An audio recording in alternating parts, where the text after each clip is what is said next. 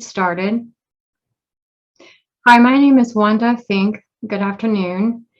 We're really excited to present to you for this October's ICTR Enrichment Seminar Series, Dr. Michael Rosen. And Dr. Rosen will be presenting Science of Teams and Community-Based Participatory Research, Practical Strategies for Managing Teams Towards Engaged Research. Dr. Rosen is with the Department of Anesthesiology and Critical Care Medicine at Hopkins, and also with the Schools of Medicine, Public Health, and Nursing, as well as a principal faculty with the Armstrong Institute for Patient Safety and Quality. Also joining this seminar series is Dr. Daniel Mullins. He is our director of our Community Collaboration Core, as well as the director of the Patients Program at the School of Pharmacy. And we're also excited that Dr. Fernando Wagner, Associate Director of our ICTR Community Collaboration Core, will be joining us as well. He's from the School of Social Work. Now, before we get started, I just want to highlight a few things. This is a webinar, but you will have a chance to join in the discussion throughout the presentation.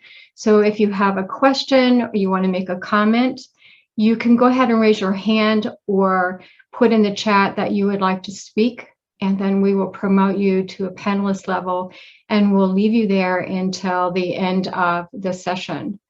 Also, at the end of this presentation, we hope that you would take time to complete our satisfaction survey.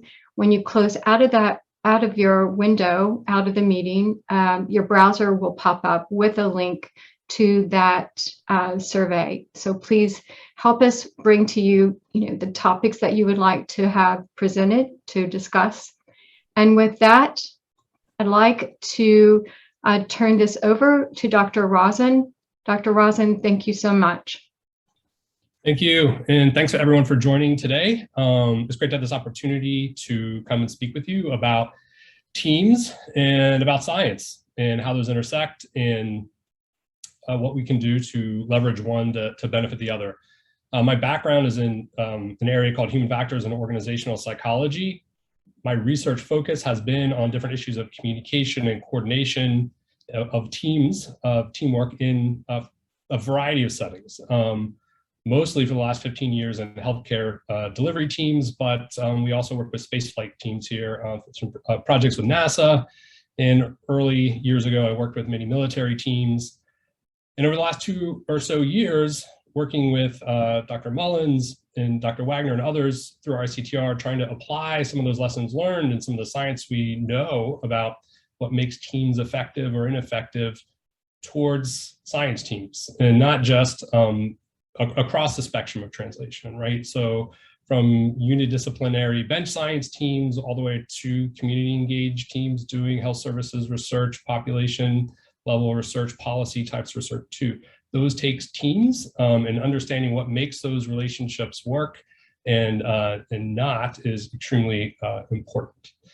And through that science of teams that has been there for decades, and we'll do a little bit of the history of that, but very, very minute bit of that, we know a lot.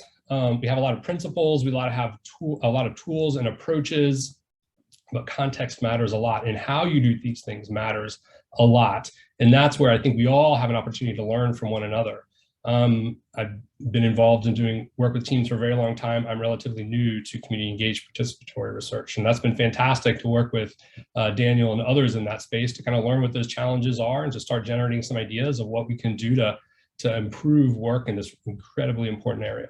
So that's what we're going to talk about today. Talk about what we know about teams, talk about how that fits in with models and frameworks and approaches to research teams of all types, but specifically community engaged, participatory research, and hopefully do this in a very practical way. Start thinking through from the level of principles and general findings of what we know about teams to how do we actually do this. And that's where some discussion and some shared lessons learned can be really, really valuable. Oops. There we go. So the agenda for the session, and we're hoping to make this very interactive as possible, but it'd be lovely to get to know who's on the line. We're a small, intimate group, so that's great. We should be able to kind of speak with one another and get to know what we're doing and why we care about teams and what we hope to achieve by applying some principles of teams. This is my area, but I promise to be brief about the history of teams. I got it down to one slide, but some very important things about the kind of context of what we know about teams and kind of where we're going with this, what we don't know about how to do. And then we're going to talk about some frameworks. We're going to take a look at one of the many frameworks of what we know about what makes teams effective. And we're going to apply that to frameworks of community-involved research, and then dive deep and think about what are some principles, some questions we should be asking ourselves as we go through these processes to build, grow, and maintain these teams throughout that cycle. We'll talk about some principles. I will talk through some tools that we've used, and then we'll talk about some cases and we can kind of discuss. And I think this is where some shared kind of problem solving and sharing of experience can be really, really valuable. And that's what we got going today. So to start off, to refresh, it's always helpful for me to refresh on the terminology, kind of where we are. So we're going to start by introducing ourselves a little bit about where our research sits. And I think one of the really important things about this way to think about where our research falls on the continuum, the very nice depiction of this is that from the T0 levels, from the basic science, there's always some involvement of communities and patients and academics. But as you move across that continuum down to T4, the nature of that involvement changes, the amount of that involvement changes, and the overall relationship of the people within the team could change too. So depending on what you're doing, you have very different dynamics of how you're engaging community members and how you're working with your academic partners and people outside the university.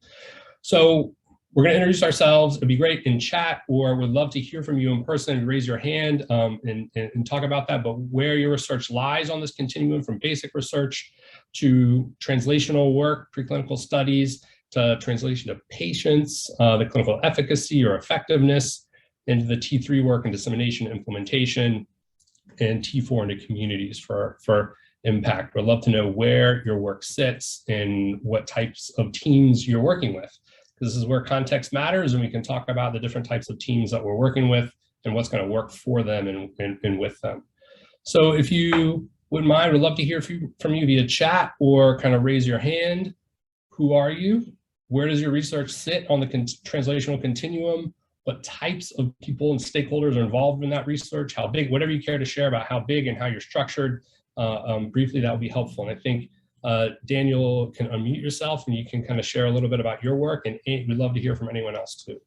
Sure, thanks. So I'll lead by example. My name is Daniel Mullins. It's a pleasure to be on this panel with Mike Rosen today. My research is in the T4 space, as Mike alluded to. There are 13 staff members who are part of the Awesome Patients program that I serve as executive director. I'd say our biggest strength is our ability to authentically engage minority communities in the Baltimore area, and biggest challenge probably doing that during a pandemic. That was a bit of a pandemic pivot for us. Great, thank you. If we have anyone else, please chat or raise your hand. We'd love to know about your teams.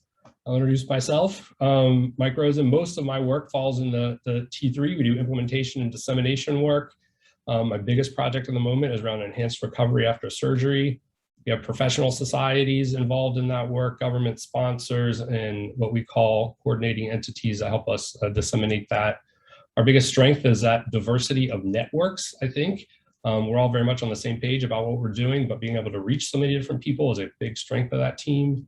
And our biggest challenge is keeping everyone rowing in the same direction, keeping a kind of a shared mental model, what we're all trying to do and get the pieces moving together smoothly. That's great. And we've got some contributions from Kate. Thank you very much, program specialist with Dr. Mullins in the patient safety program in the T4 space. Thank you very much. And from Hillary, director of methodological research and evaluation with Dr. Mullins. Danny, you brought your whole team here. That's excellent. It's great to hear from so many people. It looks, what I'm doing, Dr. Rosen, I'm actually promoting some of these folks to panelists so that they can go ahead and start speaking if they would like. For example, Kate Storm and Hillary Edwards. Also, I have a request here. It looks like they would like you to reintroduce yourself. Sure. My name is Mike Rosen. If you missed that, I'm faculty at Johns Hopkins School of Medicine. My background is in human factors psychology, so I'm a researcher, but most of my research focuses on teams and team dynamics and how to make those teams effective in organizations. Most of that research is focused on safety and quality in healthcare, but over the last few years have also been focused on applying those same principles to research teams of different types. Oh. So if you would like to speak, go ahead and unmute yourself. I do see that Dr. Kim Mooney-Doyle has joined us, and I would like to invite her as well to discuss some of the research that she's done.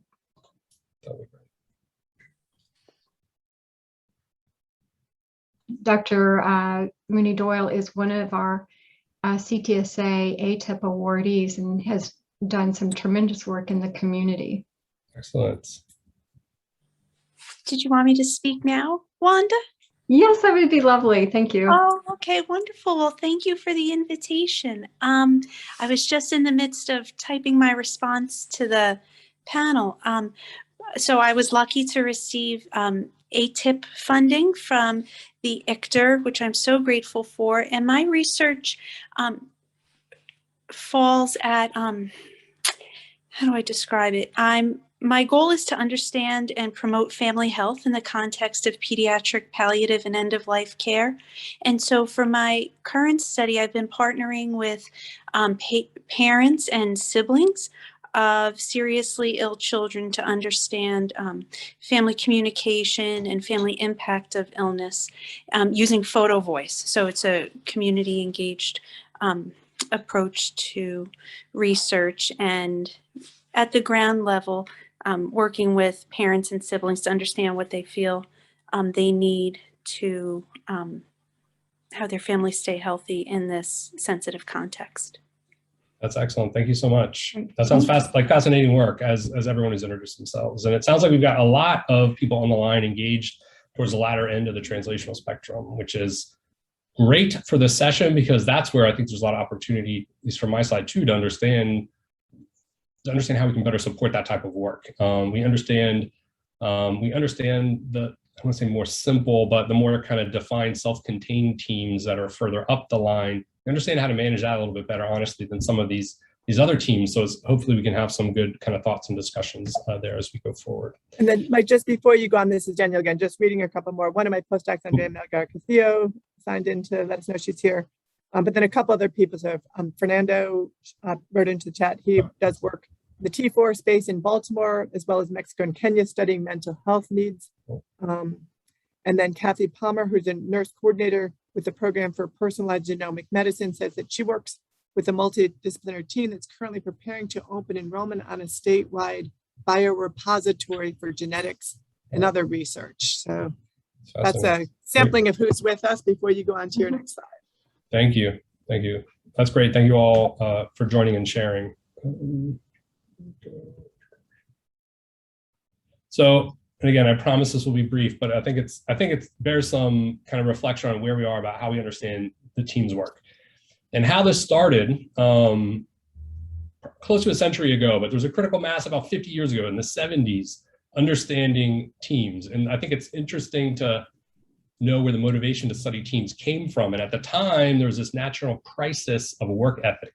We see the same things today, right? But people were dying of concern that everyone hated their job. No one wanted to work. It was boring. It was monotonous. We're all isolated and everyone hated their job. That was the fear.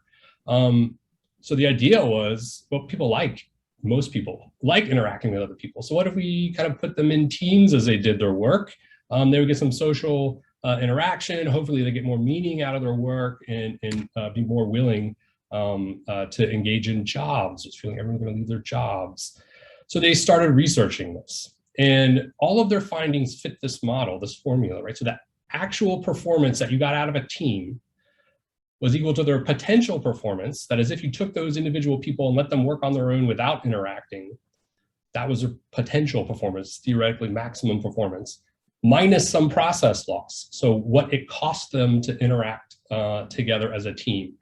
And teams were just viewed as a way, as an expense, right? So you're spending time working in a team, and there was no such thing as a performance gain, a process gain in teams. There was no empirical evidence to support that was such a thing. And at the time, for the types of tasks they were looking at, this was true. This was absolutely true. There was nothing to be gained by putting people in teams.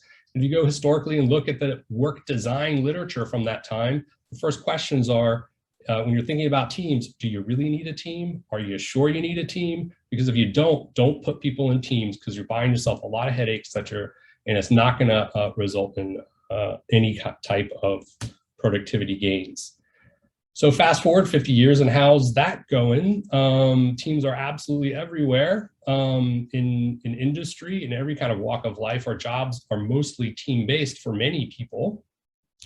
And in science, that's doubly true. But we know the high impact science and technological innovation measured by bibliometric studies, reviews of patents, those are increasingly dominated by teams, and not just teams, complex teams, not just unidisciplinary teams, but multidisciplinary teams. Multidisciplinary, even when you look at just, are we within our silo or bridging silos? Teams that bridge their silos are more productive, they have more publications, they're more impactful publications, they have broader reach of their work, they cross-fertilize domains, and they're better at identifying new research opportunities. So what we can kind of take away from this is that there's an absolute cost to teams, but there's no longer much of a choice, right? And that's because the nature of the problems we're focusing on, you can't compare it to how people would do on their own, because people can't do it on their own, right? So the work we're doing in research has become increasingly team-based as a way to address challenges like knowledge burden. We know so much collectively, it takes so long for people to master a domain. We have to divide and conquer some of this work. And we know so much across domains that we have to divide and conquer this work. And the focus is changing. As you looked at that shift from T0 to T4, the focus is not just university-based research, it's research that's looking outside of itself and partnering with communities to find problems that exist there and to solve them locally, but in a way that's generalizable. So our work is changing, our focus is changing, and teams have to be a part of that solution.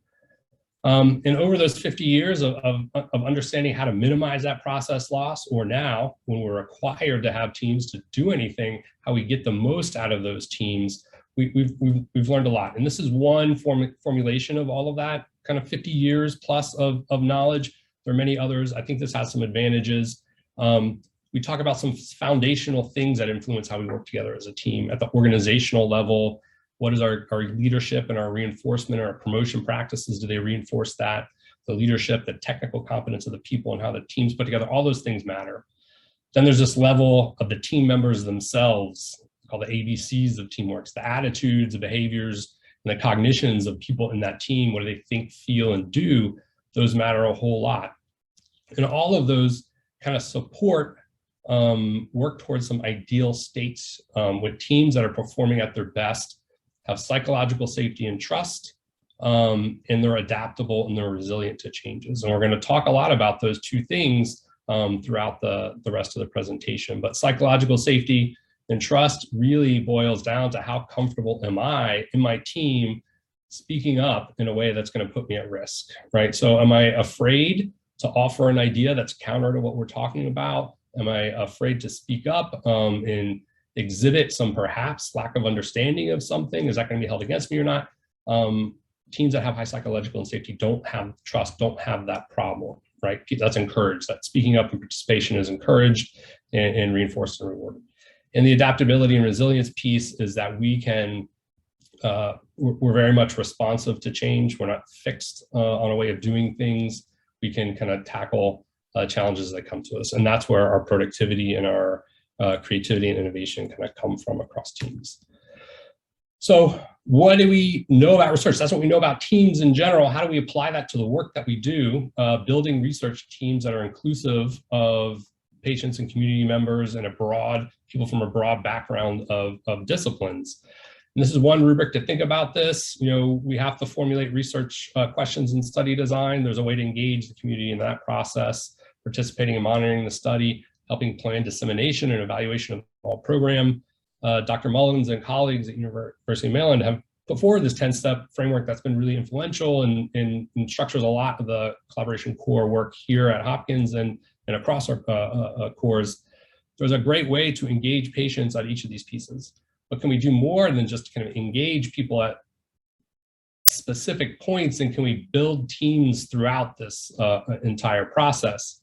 And really kind of upfront in that problem formulation phase, that early phase, we're really trying to build teams, and we can focus on some things and ideas for how to pull people together and get them moving in the same direction and get some good ideas from them. When we're carrying out our study, we're really trying to manage teams, right? We have a team formed, we're trying to execute on the work that we planned. And then again, there's principles and some tools we can do to kind of manage that work. And at the end of this work, when we're trying to disseminate, we're really trying to sustain that team and try to grow it in new different directions, that bringing in new team members, tackling new problems. How do we kind of keep that collaboration going after we address one specific scenario or one project? So the rest of the talk, we're going to dig deep into each of these buckets, right? I'm going to talk a little bit about what we know about building, managing, sustaining, and growing, some principles from the literature, some tools that we use, but would love to hear your experiences as well. Sorry, let me pause. I see there's a question.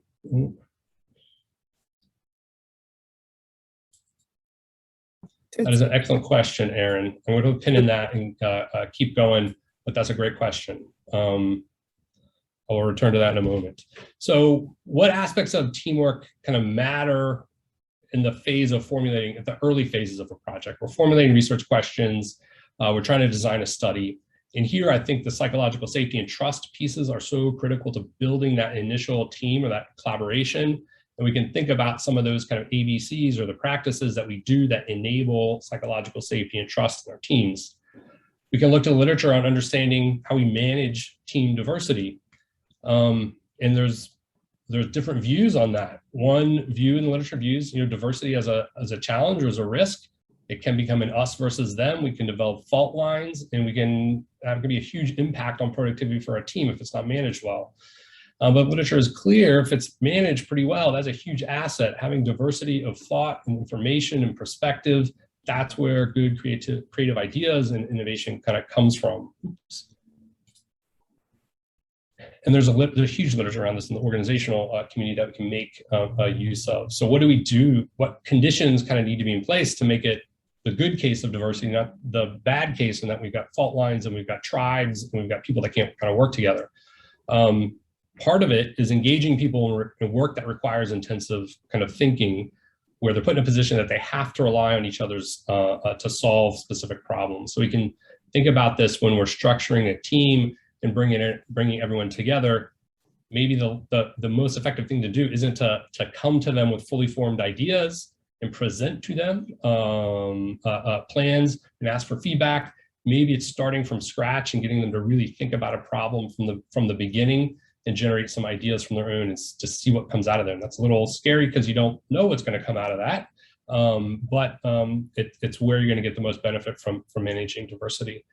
And as usual in teams, in many situations, it comes down to a lot of leadership, and our leaders kind of role modeling openness to ideas and openness to different information and sharing ideas is a big piece of it. The overall context, of course, having an inclusive environment is important, and taking the time to process diverse ideas, which is tough. And that's where we go back to that process loss. What people used to think of as a loss in the team is the time it takes to get the benefit out of the team, right? It does take more time to work through diverse ideas and all that participation, but you get good stuff out of the end of that. We'll talk some tools around this too, but what we can do to proactively manage negative sources of conflict. There's all conflict's not necessarily bad certain pieces of it are. And there's definitely known sources of conflict in our research teams that come down to, a lot of the times, resources, the budget, and the credit that people receive. But we can also have conflict coming from different values and priorities, and those are very legitimate differences that, when resolved, is where the value is. But also less helpful personality conflict from poor interactions in the past, things like that. There's processes to think through those ahead of time and plan to avoid them. And that sounds easy. Let's just avoid them. We'll talk about some tools about how to actually do that. But the big takeaway, upfront work, investment in the upfront work of doing this saves a lot of headaches down the road, clarifying and coming up with some plans and getting people to have some agreement on what their expectations are for the team and its work. Having a strong vision is a huge piece of this, right? So why are we here dedicating our time to this, right? There has to be something bigger than us. That's the value people enjoy about being a part of a team. It's bigger than me. I'm a part of something that's going to make a difference. How do we communicate that in a way that's meaningful to everyone? Effective visions, we know a lot about what they are. They're brief, they're clear, they're future-oriented, they're somewhat abstract, but they're stable too over time. So we kind of have some consistency in what our vision is over the long periods it takes to do high quality research. And is it shared, and have we cultivated some ownership? Speaking with one of our long-standing, really productive teams here, one of their key kind of takeaways was that, we try to get people to own, not rent, when they come to work with our team, right? We want them to own this vision, own this work, and they're not just here to kind of pitch in and help us, but they're here to kind of make it their own. And what can we do to kind of build that sense of kind of ownership? And last, do we have good tools to help our teams be creative, come up with innovative ideas, and engage in kind of problem solving?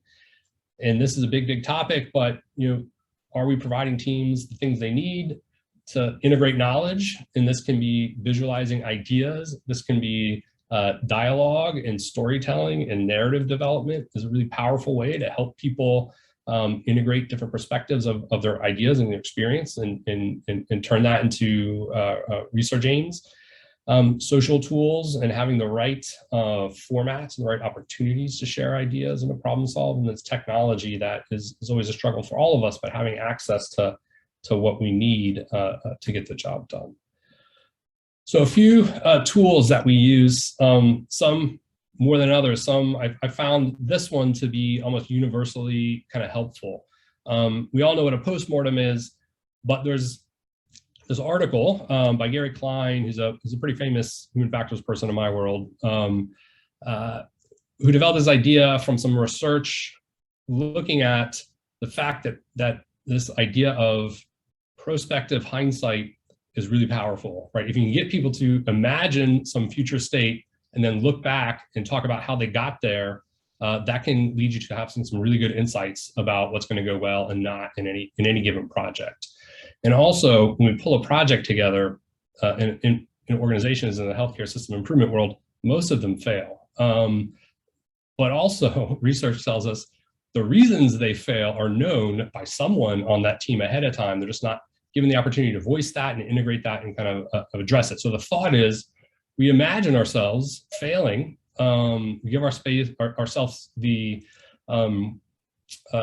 leeway to kind of do that openly and really envision what that failure is going to look like and mean for us, and then think backwards about what got us there, about the really concrete things that are going to get in our way, are going to derail us, and then we plan for those things. And this is incredibly powerful. It helps a lot, and it's not as negative as it sounds, because people come away with some strong senses of what they can do to change that, right? So you run this in a bit of a group session, and you do exactly what it says here. You tell people to imagine 2 years, whatever, some future point. Imagine that this research effort has failed. What does that mean for the community? What does that mean for me and my career? What does it mean? And then think in concrete terms, kind of, why did that happen? You share and discuss in the group what those ideas are. You prioritize which ones seem most likely to happen for everyone, that seem most critical to the project. And then you brainstorm and discuss how we're going to work together to avoid those kind of issues.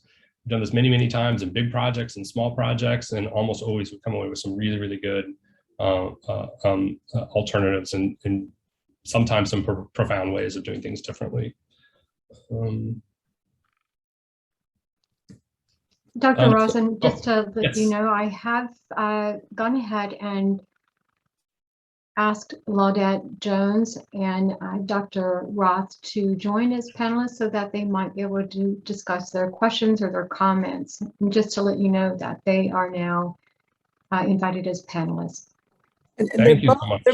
They're both kind of related. It's, you know, Erin's is about like requiring people to be part of a diverse team, and Laudette's is really about, you know, if you push people to do something, sometimes that can send them in the wrong direction. So, you know, how do you avoid having people feel like, well, okay, now you have to do this? Yeah, that's an excellent point. And I don't think, right, you can, because we get to that, you know, the ABCs of teamwork. The first one is attitudes. Right? If you don't feel kind of motivated or want to be a part of this collaborative effort, I think there are different career paths for different people, right? I think not all science has to be team science. There can, you know, much of it is going that way, but certainly not all of it. There are places for people to be productive and make contributions who aren't part of these huge teams. So if I left the impression that all science needs to be this way, I don't think that's true. I think many of the things further down the translational spectrum, the further you go, I think the more that it is kind of going to be a fact of life that it has to be managed one way or another. But you're right, I don't think you can force people to do this, force people to do anything, and they're not going to be happy with it. But I think people who don't have a lot of experience in teams like this will be hesitant because there's a lot of uncertainty. There's a lot of other people. There's opportunities for all kinds of anxieties and just lack of clarity of what's going on and how we're doing our work. That whole process loss piece, right? And that can feel like we're wasting our time. It can feel like it's sunk time. But I think being a part of high functioning teams and effective teams changes that some positive experiences changes that attitude for a lot of people. I don't know if that answered any questions whatsoever, sorry. Laudette, did you want to jump in and comment? Yeah, I totally understand what you were saying about, you know, team science is not for everybody, certainly. But, you know, my question was along the lines, I had put a article in the Q&A.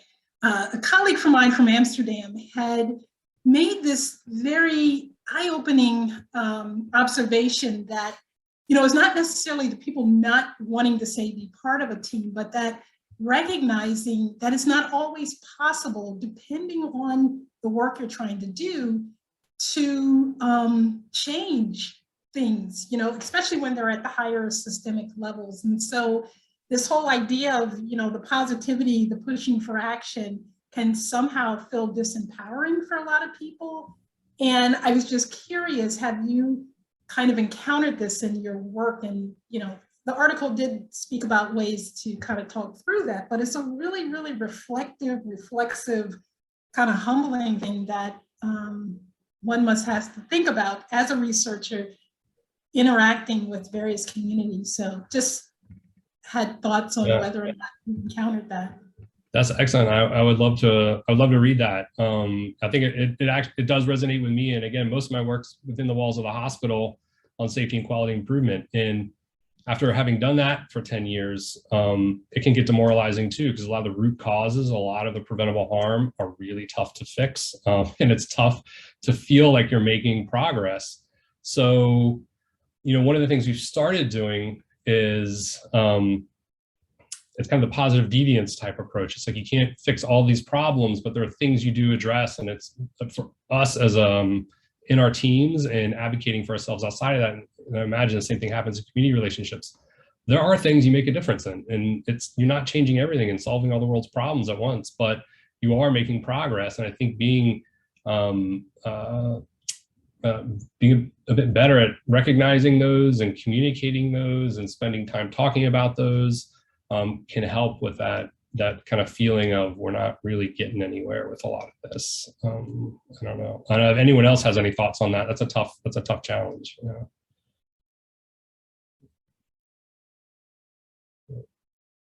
I did add the article that Dr. Jones was referencing. I just moved it over to the chat if anyone would like to. Thank you. See that. Yeah, and I just added the direct link as well. So yeah, definitely check it out. I think the most interesting thing, in addition to everything you said, Dr. Rosen, and yeah, it did point out that researchers themselves, often feel the same. I think it's the idea of, even talking about it helps, because a lot of times those are courageous conversations to have in the face of, what can we really change? But I think it's very kind of mutual, bidirectional when you're able to have those courageous, uncomfortable conversations that this might not change, but what can we do? Yeah, and I think that feeds into the idea of the kind of vision and where are we trying to go with all of this. And I think that's, a good vision is some ideal future state, but we got to know the baby steps it takes to get there. We're not going to get there kind of overnight, and it's going to be tough and it's going to take a long time, but here's where we've been and we're better than that. And the next step is the next step, and we kind of keep going. And it is about sustaining kind of motivation over time, and the vision piece is a big part of that, but having some feasible path towards that vision is critical for people too. Otherwise you're just spinning fantasies. People feel like you're just not connected to reality. Thank you. So a few things for kind of proactive in these teams. And again, some of these have not been tried, I think, in larger community-based teams, but these are similar things that are done in or within the walls of the university teams. So there's this idea of a prenuptial agreement for scientists, which is thinking through what happens if this goes wrong, right? What happens if the funding falls through? What happens if we don't get the results we want? Who gets what? Who brought what to the table in terms of resources, in terms of data, in terms of all those things? Who's walking away with what? And I think having people, again, not to be overly negative, my job is kind of being a professional pessimist in a lot of ways in the safety world, but thinking through how things are going to go wrong changes how people think about the reaction, and planning for that proactively. It's not as negative as it sounds. It's very positive. So we don't want, we're doing something important. We don't want these things to get in our way. How are we going to avoid those bad things happening to us? And how are we going to manage our work and our relationships with those? So these prenuptials help. Welcome letters, especially for grad students, postdocs. We use these a lot for undergrads too, just to orient them what you can expect from us, what we expect from you in terms of a lot of different things, set some expectations, and goes a long way. They're really extremely comprehensive, collaborative planning tools. I'll pull it up and talk about that in a minute. I think it's a really great tool. It's developed by the National Cancer Institute. I think it's extremely comprehensive. There's lots of great stuff in there. You should definitely take a look if you have not. And then all the really basic kind of team charters of laying out norms, laying out communication preferences, laying out those things and getting people to sign their name to it can go a long way to just helping us talk about the issues with some clarity and some concreteness. Can go a long way. So there's a lot to read here, but this tool is, and there's a document that goes along with this. I can forward if I should have done already, but it's it walks through each of these 10 domains and gets you to think about your teams in terms of some of the vision stuff we talk about. Why do we have a team? Why our team? Why for this problem? Think about your readiness for doing this in different ways in terms of the people, in terms of the technology. Think about how you function as a team, your coordination patterns, all those types of things. A whole laundry list of things here. But you can go through those with your team and again, plan. It's one of the most exhaustive ones I've seen, and most people won't go through the whole thing, but you can look through it and figure out what seems most relevant for you. And it's a really great activity as you're kind of building and starting out a team to kind of think through all these issues kind of mindfully. So we also have some challenge cases too. And Daniel, Fernando were great at helping coming up with these. We've all had lots of challenges, and they'll probably be familiar to many people, but we could spend some time thinking about what would you do for these types of situations from a team perspective. So you're part of a high functioning team. Let's put together a proposal for a well-designed, scientifically valid set of studies. Everyone's excited about it. The team members include a wide range of people from all the backgrounds within the university and outside that are needed to be successful. 10 days before the grant goes in, PI sends an email to everyone saying we all need to take a 20% cut in the discussed level of funding in order to get the proposal in under the caps for the budget. So anyone have an experience like this? And what's the nature kind of this problem or dysfunction? And this could be a big problem, this could be a little problem, depending, right, on a lot of things, right? Anyone have any thoughts on what's going on here and how this can be managed well?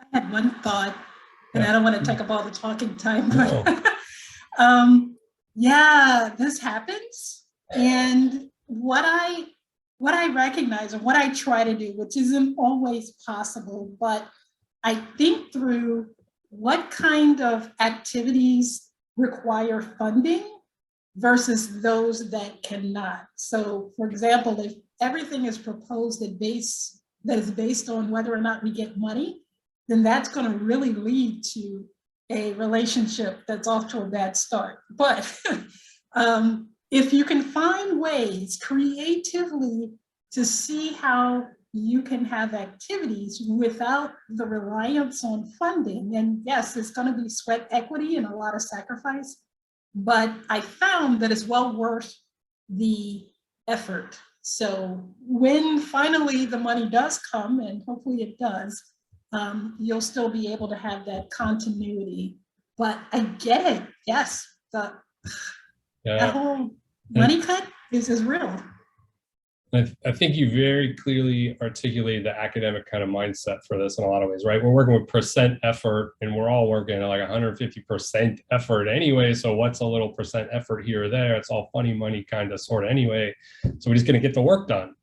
And I think for a lot of academics, that's kind of how it works. But when you start collaborating with people outside of that setting, they have kind of different perceptions and different expectations about how money works and what time needs to get supported, right? And that can get challenging. We don't all have that, or it's going to take one for the team and do it for the work because it's important and it's good.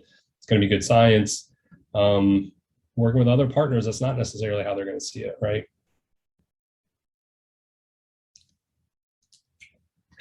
Yeah. So, I mean, if anyone else has any thoughts, I mean, I think this can be handled if you're working with people with that same mindset. I think it's probably not that big of a problem, right? It happens all the time. If you're working with other people in one of the big projects we're working on, you have a scientific kind of consulting company doing the heavy lifting of some survey stuff. We had to go through a whole thing where we had to make some tough choices about, do they keep going and keep working, or do we do some other things?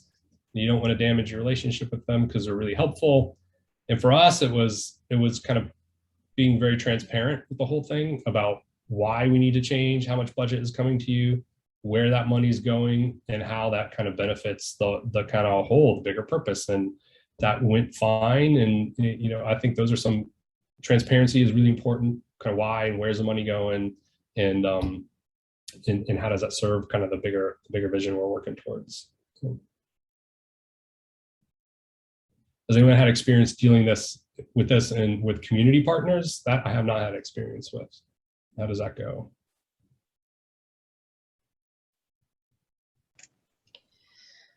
This is Kate. I had experience like this, not specifically in science, but when I worked in science centers where we partnered with a bunch of different community partners to do a project.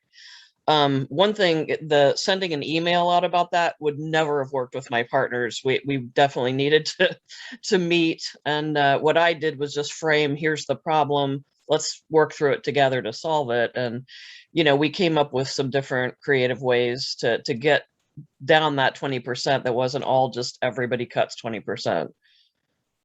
That's great. Process how matters a lot in these situations, and face-to-face conversation works way better, or, you know, on the phone way better than emails for this. I think you're absolutely right. And then engaging them to work through, not coming to them, oh, you got to cut, but here's where we're short. How are we going to make this work? I think that's a good approach too. Anyone else with some thoughts?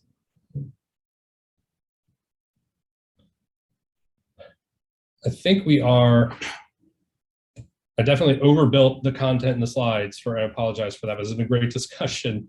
So I think I'm gonna jump ahead a little bit so we can get through some of the pieces, but I think what we know about teams that can apply to communities can work a lot better here at the end for the sustaining and collaborating. So I think that's a big part for community relationships and we can work on different projects within our own organization, and people go work on different things, and then we see an opportunity, we come back together.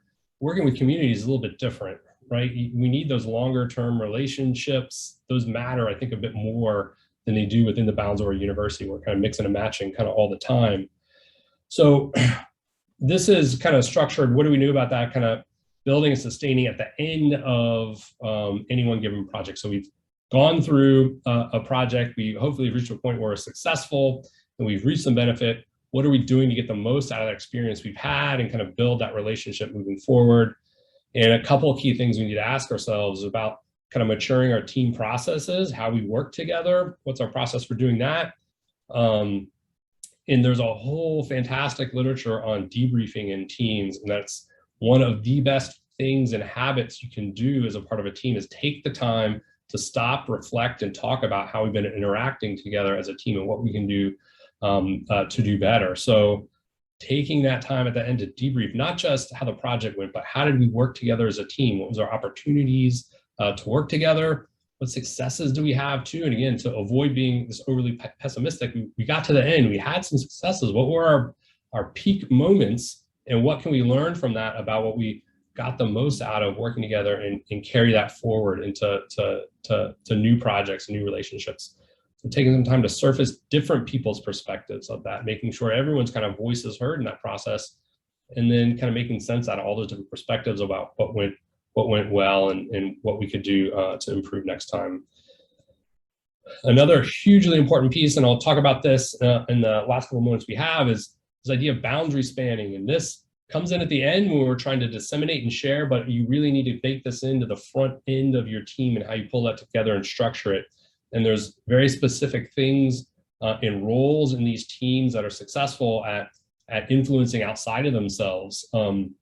We have ambassadors and scouts and people that help kind of coordinate tasks. And I've learned in the literature, and I've learned the hard way through not paying enough attention to it in bigger teams, that is so incredibly important. I'll talk a little bit about that more. And the last thing is there's a whole bunch of different ways to judge how effective a team is. But I think for this setting, one of the big ones in the literature is called vitality, which is really how willing are people or interested are they to work together again? Did we get to the end of this project and we made it, but I'm not doing that again? Or we got to this end of the project and I can't wait for the next one to start, and I'm going to miss you people until the next one kind of starts working. That's an important thing to think through and talk through with our team as we get to the end. So this idea of externally focused teams, what we can do this. There's this really great book from a management scholar from MIT. Her name's Deborah Ancona, on this idea of X teams.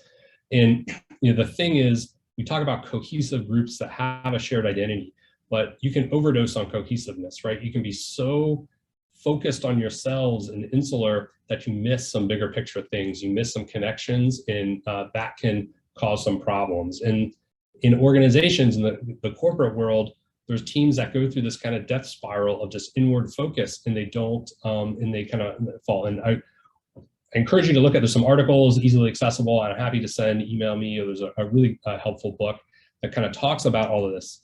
But really the solution to that problem of teams that just inward focused and just die a slow death because they can't make connections and innovate and influence are focusing on these models of external orientation and focus, right? So from the very beginning, we're a team that means something. We're going to work together, but we're trying to do something bigger than us, right? So we need to think through how we're going to make that work. And in her book, she talks about 3 phases of work that map onto what we've talked about, really kind of exploration, where we're combining all of our broad ideas, not just from ourselves, but we have these scouts that go out and seek information and try to understand what's going on in the rest of the community, in the rest of the research world, and we make sure we're on top of all of that from different perspectives and pull it together.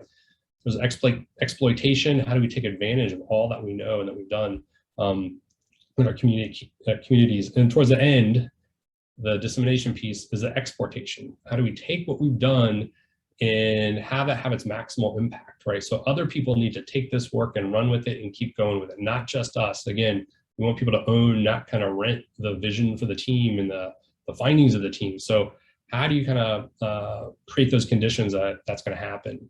And that's tough, but again, thinking through upfront, there's some really concrete things you can do, recruiting people, not just for their skills, but their network, making external outreach kind of an ongoing scheduled piece of your activity. And again, I think those 3 roles she calls out, having scouts, ambassadors, and people that focus on task coordination across the different silos of your team, the buckets of your team, really, really kind of important. And I think just trying to manage that external piece, just like you would the schedule and deliverables for your internal team, setting up goals and milestones for the external work that your team has to do, is super, super important and super helpful. And that's been really beneficial for me and a lot of the teams I've been a part of. So I think we're really kind of in the last 4 minutes. I'm not sure if we want to kind of start a challenge case or just open it up to any kind of discussions. Are there any more open questions? Nope. But the last kind of challenge case we had here was really on determining contribution. And I've had to deal with this recently. We have standards, we have wildly different interpretations of what those standards of contribution kind of are for authorship and those types of things. And that is definitely one of the things that ends up in the bucket of things we need to proactively kind of manage and discuss transparently and openly, and have a fair process for that. Since we're really kind of out of time, I apologize for that, but just to kind of sum this up, hopefully, and I appreciate all the discussion and the really great ideas. I think there's a lot of work to do in kind of innovating in this space and figuring out what's going to work best for community teams, community engaged teams that have community members doing research in an authentic way. What we can do to make that more effective and make that easier for everyone to manage. But there's a really practical science of teams. I think it applies. It can definitely help us as we think about engaging community members more broadly, but we've really got a lot to learn about how to do all this well. And I think I'll leave it at that. And I would be happy to chat with you. I have one final question that everybody's probably thinking about these days. How has what you do changed when we went virtual? That's a great question. And fundamentally, it kind of hasn't all that much. It's, there are the struggles, and I think there's, clearly it makes some things easier. That increased virtuality makes some things a lot easier, and it makes some things a lot harder. What has changed, I think we've tried to make the things that we relied on serendipity. We've had to schedule those, right? To make the connections, to share, to bring up those things, we've had to schedule those times because you're not bumping into people walking down the hall, or you can't stick your head into their office. But a lot of our work was virtual before this. We just had to apply a new discipline to doing it kind of anyway. So if anything, it's helped us just be more structured and I think deliberate in our approach to doing work together. But other than that, I don't know that it's fundamentally changed it. What's your experience been? I think it was learning the technology was a challenge for many of us, but once you learn the technology, I agree a lot of the things then fall in place. I really want to thank you for not even just presenting it, but coming and having a chat with us today. This is really, wonderful talk, Mike. I appreciate it. Right, of course. Yeah, this is fantastic. Thank you for having me. Yes, wonderful. Thank you so much, Dr. Rosen, for presenting. And we will be posting this on our website. It might take a few days, but if anyone's interested, it will be on the ICTR website. And if you'd like for me to share the link with you, Dr. Rosen, so that you can share it with others, I can do that as well. Sure, that'd be great. Thank you. Great. So if no one else has any questions or comments or questions, I think we'll say have a great afternoon, everyone. Thank you.